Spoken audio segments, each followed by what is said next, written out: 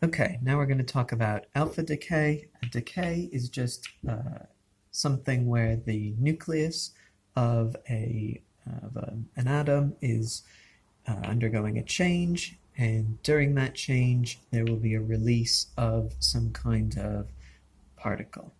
In the case of an alpha decay, we have an helium nucleus, which is 2 protons and 2 neutrons, that is being ejected from this nucleus, and we're left with a nucleus that is much lighter. The source that we're going to look at today is americium-241, which will decay to neptunium and this alpha particle. Note, please, that that when we have these numbers on the top, the mass numbers, that we have the same number before and after, but we've got 4 nucleons, 2 protons, 2 neutrons, that are leaving the americium, and the neptunium is left with 4 fewer than before.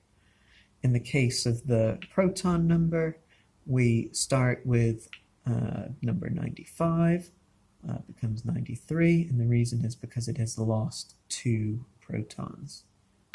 Okay? Alright, so we'll just get that source up and running. When we store these sources, they're stored, well, these wooden boxes don't really make much of a difference, but they are all stored within these lead containers. The lead containers have a lid that flips off, slightly awkwardly in this case, and inside there is this, which is called a cup source because of its shape.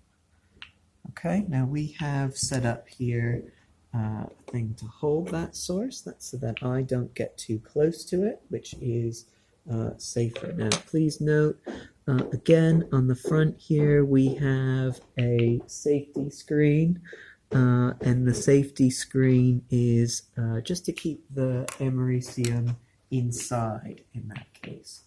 When I move this closer to the Geiger tube, you'll notice that the Geiger counter does pick up its count rate significantly. Now you'll notice that this is significantly higher than what we had when we were doing the background radiation before, and you can get a sense here of how active that thing is.